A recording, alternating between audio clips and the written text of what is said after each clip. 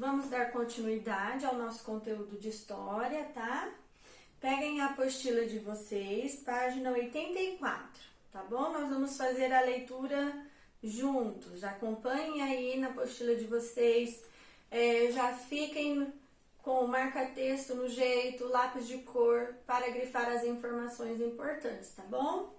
Bom, então vamos dar início aqui à leitura do texto. Olha, nós aprendemos até aqui que os portugueses, né, chegaram aqui no Brasil e tiveram o primeiro contato com os povos que viviam aqui, com os povos indígenas, né? E perceberam que aqui tinha o pau-brasil, uma madeira nobre, e que despertou o interesse, e os portugueses começaram, né, a fazer benfeitorias aqui no Brasil para armazenar a madeira, o pau-brasil, certo?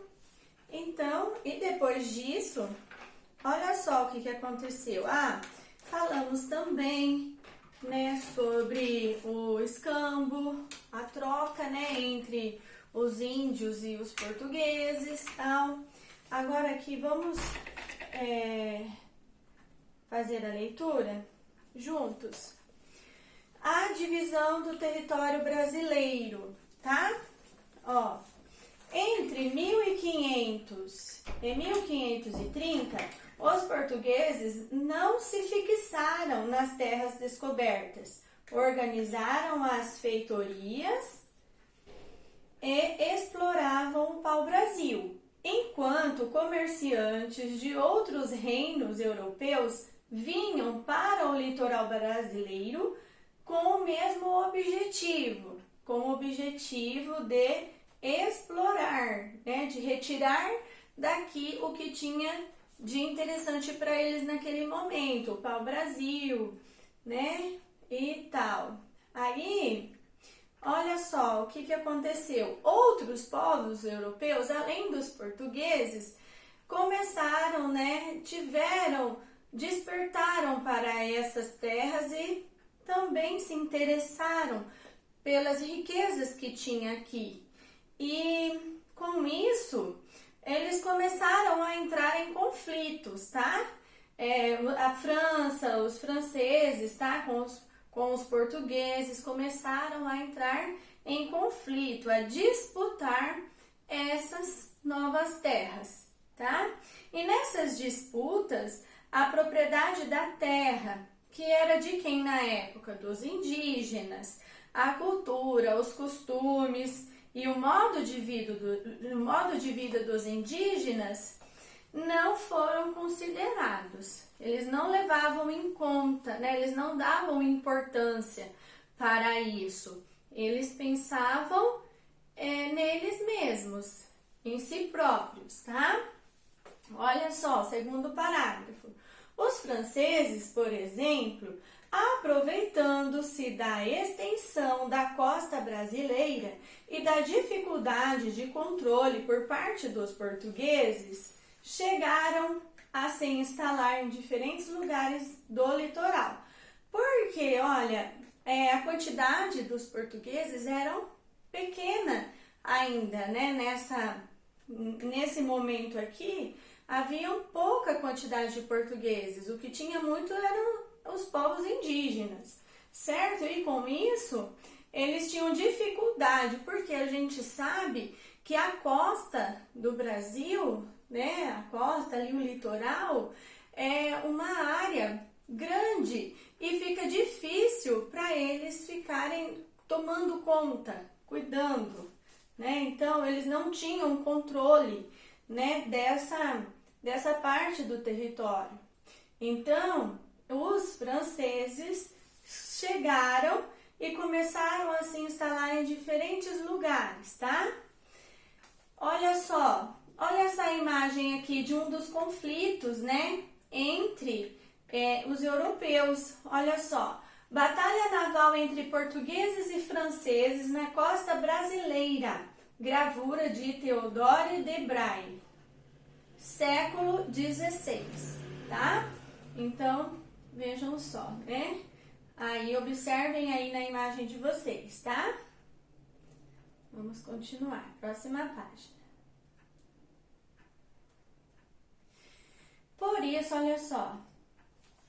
Por isso, em muitas ocasiões, franceses e portugueses entraram em conflito e, nos momentos de combate, contaram com a ajuda de tribos indígenas rivais, tá? Que não combinavam entre si, certo? E aí os portugueses, eles tiraram uma vantagem. Eles perceberam que algumas tribos não combinavam entre si e aí faziam, né, aliadas para lutar ao lado deles, fazendo os povos indígenas também brigar entre si, tá? Em 1534, depois de muitos conflitos e de várias tentativas de invasão de terras que a coroa de Portugal considerava suas, os portugueses decidiram povoá-la, transformando o Brasil numa colônia. Então, olha só, o rei de Portugal já considerava, a coroa de Portugal considerava dono do território brasileiro. Então, eles resolveram transformar o Brasil numa colônia. O que é uma colônia? Olha, território conquistado e dominado por um país. O povo que tem o objetivo de explorá-lo permanentemente. O colonizador impõe aos habitantes da colônia os seus costumes e a sua religião, tá? E foi dessa forma que os portugueses foram chegando e foram permanecendo aqui, foram transformando o Brasil em uma colônia de Portugal. E com isso trouxeram os seus próprios costumes, sua religião, certo? E foram ficando por aqui. E olha só, as capitanias hereditárias, tá? O que é isso aqui? Ó, vamos entender. Para colonizar o Brasil, o rei de Portugal resolveu dividir o território em diversas faixas de terra, chamadas capitanias hereditárias. Então, para ter o maior controle dessas terras, o governo português, o rei, né, de Portugal, o que ele fez? Ele dividiu esse território em diversas faixas de terra, chamadas de capitanias hereditárias. O que é algo hereditário? O que é passado de pai para filho, o que é passado de geração em geração, tá? Então, ó, e doá-las a quem tivesse condições. Então, o rei dividiu o território em faixas de terra, chamadas capitanias hereditárias, tá? E o que ele fez? Ó, e doá-las a quem tivesse condições financeiras para ocupar e explorar suas riquezas. Elas receberam esse nome porque eram governadas por um capitão-mor. Então, cada faixa de terra era governada por um capitão-mor, tá? Se vocês quiserem grifar esse termo. Ou seja, por uma pessoa que teria maior poder sobre elas. Além disso, a propriedade da terra era transmitida hereditariamente de pai para filho, tá? O que nós falamos agora. Aquele que ganhava a terra recebia o nome, ó, de donatário, tá? O donatário recebia o título de capitão-mor, uma carta de doação e uma lista de direitos e deveres. Então, o rei de Portugal dividiu o território brasileiro em faixas de terra, certo? E doou essas faixas de terra para pessoas que tinham condições financeiras de trabalhar com essa terra, de plantar, de tirar tudo que a terra podia oferecer, tá? Olha só, e eles também junto com a terra, recebiam os direitos e os deveres também, tá? Ó, entre os deveres, olha só, estavam pagar imposto à coroa portuguesa, fundar vilas, olha só, e povoados, combater os índios hostis, tá?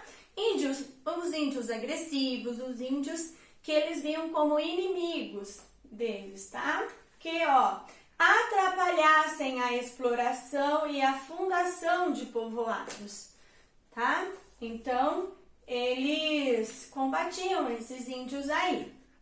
E construir casas também, olha, era um dever de quem recebesse essa faixa de terra.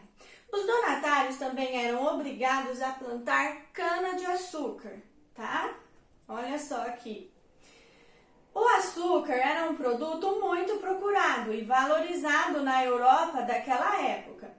As atividades que envolviam sua produção, desde a plantação da cana aos centros de moagem, ajudavam não só a ocupar, mas também a defender o território, tá?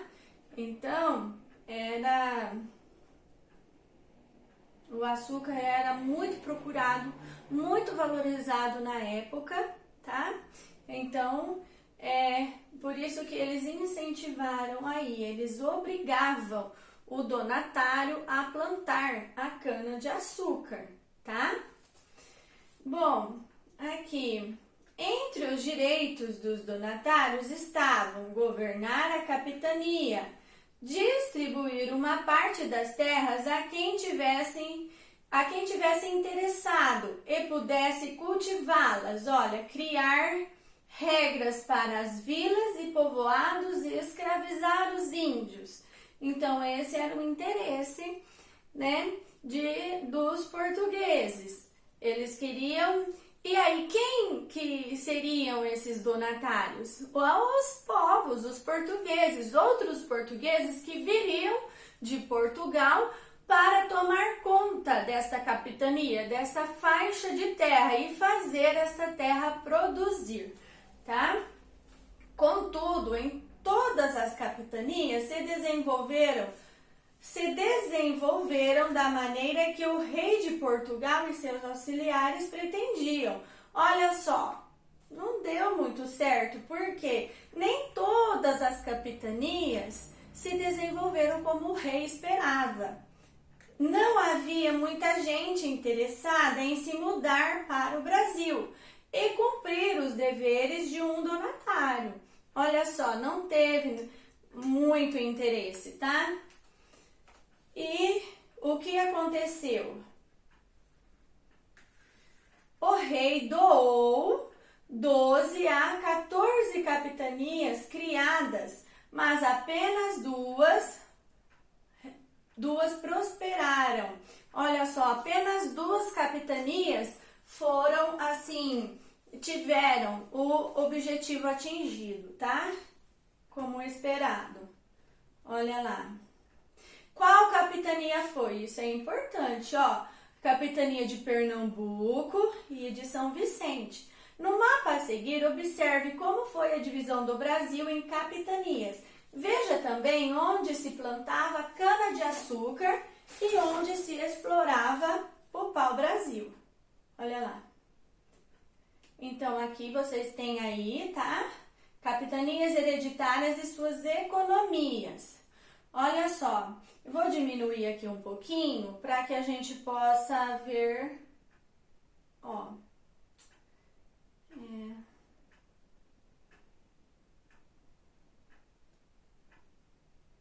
Olha lá. Bom, vocês acompanhem aí, tá? No de vocês, olha. Então, aqui, essa linha aqui é o Tratado de Tordesilhas, lembra? A linha imaginária que dividia o território brasileiro, certo? Porque esse lado aqui, o lado do Oriente, pertencia a Portugal, aos portugueses. E este lado aqui, o lado do Ocidente, pertencia aos espanhóis. E olha só, aqui estão as capitanias hereditárias que o rei de Portugal, como ele dividiu, tá? E como seria distribuída essas faixas de terras aí. Aí vocês vão contornar aí as capitanias que atingiram o objetivo, que foi Pernambuco e também São Vicente, tá? Ó, aqui embaixo. E aqui nós podemos observar também esse verdinho aqui, olha, tá? Que faz aqui esse contorno aqui, é o pau-brasil. E o laranja, onde que era produzido, onde foi plantada a cana-de-açúcar. Olha só, essas manchinhas aqui. E as linhas, tá? São os limites das capitanias hereditárias aí, certo? Então, aqui nesse mapa, a gente tem uma visão de como foi dividido o território brasileiro. Então, agora, olha, atividade. Vocês vão realizar aí. Sobre as capitanias hereditárias, é correto afirmar que eram administradas pelos donatários que recebiam um salário para isso? B. Os donatários tinham muitos direitos, mas não poderiam construir moradias nas terras indígenas? Ou C. Eram governadas pelo capitão-mor ou donatário e transmitidas hereditariamente? Aí vocês podem voltar no texto, tá? Para responder. Aqui vocês vão completar, olha, recorra ao que aprendeu sobre capitanias hereditárias e preencha o esquema. Brasil foi dividido em, tá? E distribuída aos quem recebeu cada faixa de terra, né? Como que era chamado? Que tinham direitos. Quais eram os direitos e quais eram os deveres? Vocês vão colocar aqui, certo? E aqui o número 1, caça-palavra, já está feito. Agora vamos fazer o 2. Volte ao tópico As Capitanias Hereditárias, página 85. Pinte de vermelho os deveres dos donatários e de azul os direitos dos donatários, tá? Então, essa a nossa aula de história da semana, certo? Façam aí, façam a leitura novamente, tá bom? E qualquer dúvida, entre em contato.